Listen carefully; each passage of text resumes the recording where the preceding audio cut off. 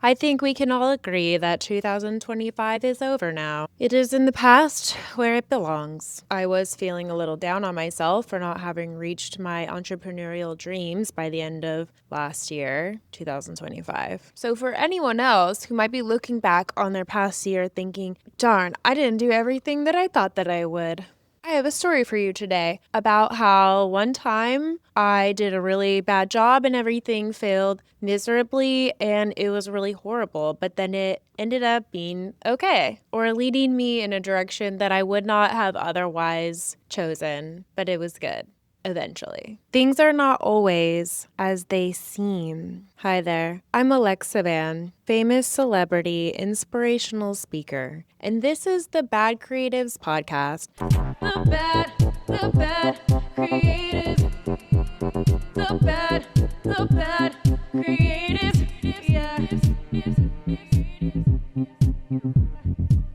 Now, I don't bring this up to bypass anybody's feelings of disappointment. If you want to believe that you're a big loser, I'm not going to stop you from doing that. This is just to offer a perspective that you may not have previously considered. Because the world is really focused on productivity and what do you have to show for what you've done. And it doesn't always remember that sometimes in order to do something, there's a lot of behind the scenes stuff that goes on. Like those people that wear all black and they come out in between the scenes when you go to a play and they have to move everything around. You don't even get to see who those people are. We live in a very production-based society that tends to milk us for all that we're worth. A lot of us are getting the idea that if you just do a lot all the time and you stay perpetually busy, then you're being productive. If what we're doing isn't moving us in the direction of what we actually want, it might not be productive at all. It could be more like avoidance. And that's why sometimes doing nothing can sometimes be very productive, because what we think is us doing nothing is actually us integrating, resting, pondering, allowing space for creative inspiration. You get the gist. Pausing and slowing down gives us the access to our why. So then we can anchor back into understanding why we're choosing what we're choosing instead of just running on autopilot for too long and waking up all of a sudden thinking, darn, I have a cool career, but I sure do hate myself.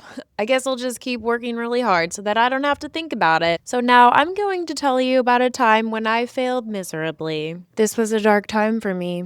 And I'm not saying it was entirely my fault, that there was nothing else at play here, but the failure did land on my shoulders and it ended up being my situation that I had to figure out. In 2021, after going back to work, after all the lockdowns, it became very clear to me that although I had loved my time off and I had been working on what I really wanted, I still was not liking the way that I was making income. And I had been a bartender for a long time and I wanted to be able to make a shift. I am a musician, and so being a bartender just made sense to me. It's like flexible, whatever. But I'm a lot more negatively impacted by the atmosphere of a bar than my coworkers seem to be. And I now know the reason for that. Hello, late diagnosed autism. But at the time, I didn't really get why, and I was trying to push past it, and I just kept feeling like the harder I work to try to make it better, the worse I feel. So my mental health was really suffering, even though I had managed to do some things in my life that were quite amazing, that I was really proud of. There was just this other area in my life that I couldn't really seem to figure out. I am one of maybe 12 other millennials who was able to buy a house. The opportunity was presented to me and my sister to pool our resources and to buy a house in Joshua Tree, not in LA. That would be cool. This wasn't my idea. I didn't want to do this, but my dad, who is a boomer, was really pushing for us to do this. So this was one of those times in my life where I thought my dreams are unrealistic and now I have to do something smart and normal. I think there's only been 2 times in my life when I thought like that and made a decision from that place, and both times turned out to be really stupid. The whole house idea, it made no sense to me. Why would I buy a house I can't afford to live in? Why would I, suffer for my future? Why can't I feel good now? I don't want to spend this money that I don't have and go into debt. Just the whole concept of buying a house. I was like, I don't know why these boomers are so obsessed with it. However, Airbnb was really popular at the time. And so I thought, okay, well, here is an opportunity. I could do Airbnb and I can make money right now and be smart and be thinking about my future and be making an investment. If you really want to know more about what that life looks like, I did an interview episode, Redefining Success in Your Creative Process. I interviewed my friend Sam. He's my bandmate, my friend. And we had a really hilarious, insightful, and wise conversation about this that I think anybody who's an artist could relate to. Flash forward to everything that had to do with the Airbnb was a disaster. Everything in the house that could have broken, that was expensive, broke in the first year. It was unbelievably difficult. And to me, who is a person who has absolutely no experience with home renovations, although I was balls deep in the middle of a home renovation, I was like, this is way more than it's worth to me at this point. I want my life back. I wasn't even making nearly enough to keep it going. I wanted to just give up and just say, you know what, never mind. This is a bad idea, but I was stuck. Yeah, the advice on buying this house at the time was like totally outdated. The irony was I had done this to get away from my bartending hell, or so I thought, my burnout and all of that, just to wind up in a new one. And I was still bartending because I wasn't making enough money from the Airbnb, so now I was just doing both. So hilarious. So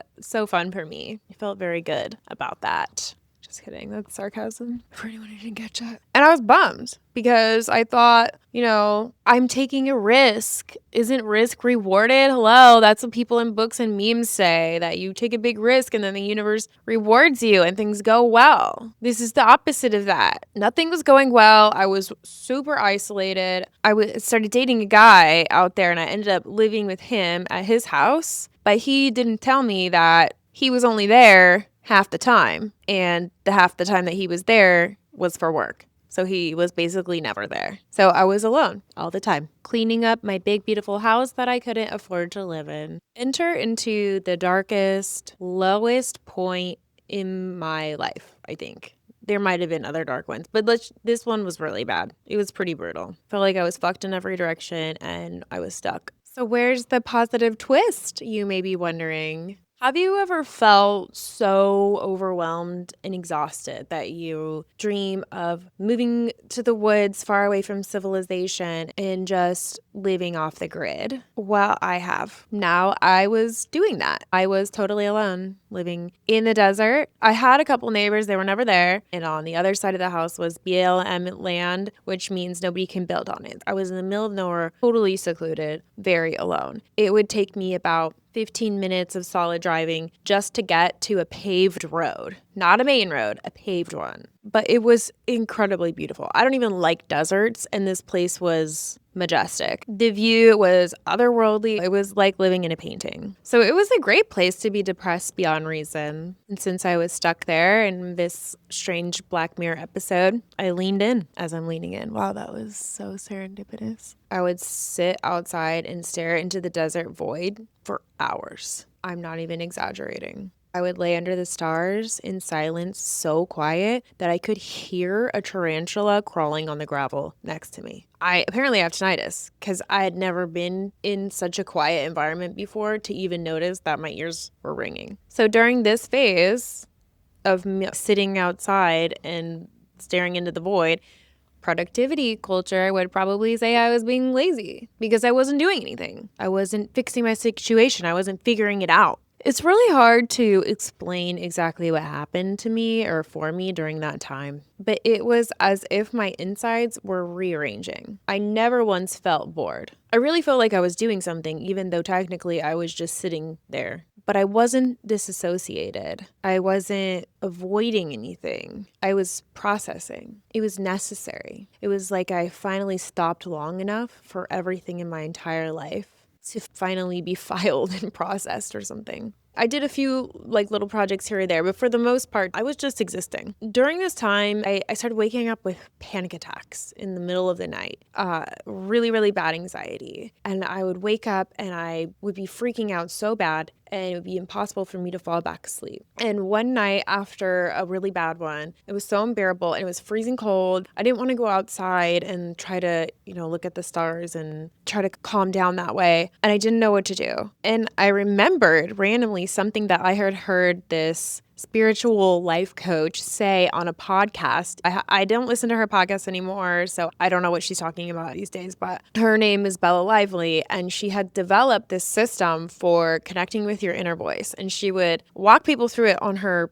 podcast, like in real time, and lead people through it. And I thought that it was cool. This popped into my head for some reason, and I decided to try it. I was so anxious that I really didn't think that it would work, because it would be like trying to stop a speeding bus all of a sudden, like that. It was like that kind of anxiety. But I figured, well, what the hell, if it doesn't work, I'll just still be here, sitting here being miserable. So I did it. I did the breathing. I knew the steps on how to get into it, but I wasn't super experienced with it by any means, but I knew like the gist. And to my surprise, it worked. And I had a really beautiful realization. It wasn't an epiphany of sorts, but it was something shifted, and I was able to calm myself completely, roll over and go to sleep, which maybe doesn't sound remarkable, but if you've ever been like having insomnia or like this kind of anxiety, then you get it. It's hard to get past that when your body is like freaking out so much. The next morning I woke up, I look at my phone, and I have an email from that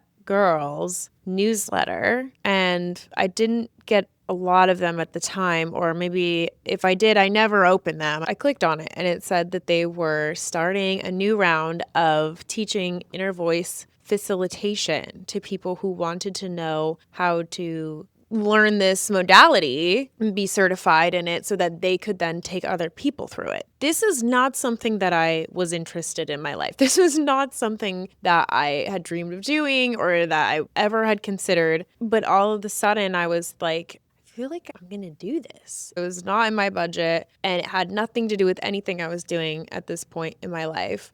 But I decided to do it. I think that if I had paused long enough, I might have talked myself out of it. But the knowing that I felt in my body was so clear. It was like, yes, I want to do this. This is important, and I need to know more about this. So I signed up. My experience with the Airbnb and the house in Joshua Tree does not have a happy ending. Me and the guy broke up. I closed my Airbnb and shifted to having a full-time renter, and that renter trashed my house. It was traumatizing. I was not okay after that. I moved back to LA, and I was bartending again there, and I was just like, I just want to forget about this. I just want to move on with my life. But I couldn't, because even though this was a really long, drawn out, horrific failure, what I'd gone through and experienced on this like solo deep dive into the depths of my soul out in the desert in a house with no name led me to learning about this whole other world of somatic practices and how to access my own inner voice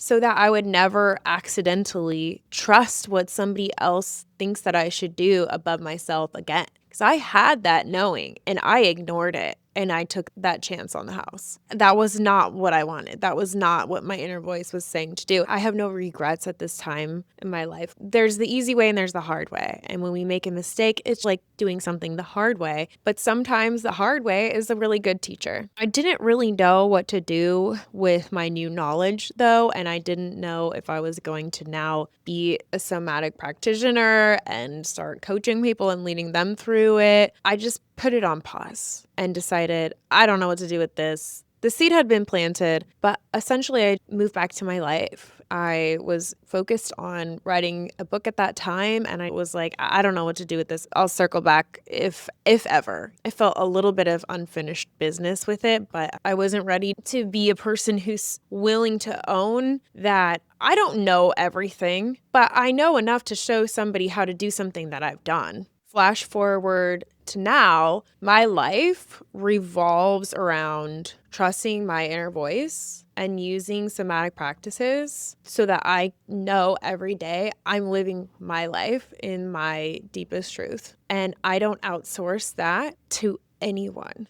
That doesn't mean I don't have help or support or run things by people from time to time, but I don't have this inner indecisiveness that makes it impossible for me to take accountability for what I want and to feel confident in living the life that maybe looks crazy or even just looks bad to other people. It's funny how sometimes taking a side quest can end up rerouting the entire journey. If your life feels paused, stalled, or off track, you might not be lost at all. You might be mid-rewrite. This is the part of the creative life that people don't talk about because it's messy and it's ugly and there's nothing to show for it. Trying to explain some of this stuff to people is like trying to tell them about a dream you had. But without it, we never break out of the cycles that we've got keeping us in autopilot. So no matter how hard we try to unlock things from our mind, like the destination's already been put into the car. You don't have to move out to the middle of nowhere and do something that drastic to experience that shift. I just tend to have to learn things the hard way. But I'm happy to share that with you, so maybe you don't have to. You can start wherever you are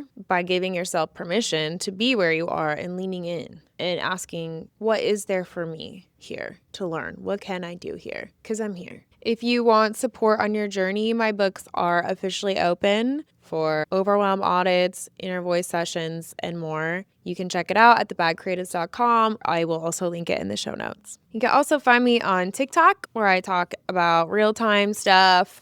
You can find me on The Bad Creatives or on Instagram as well. Okay, bye. The bad creatives, yeah.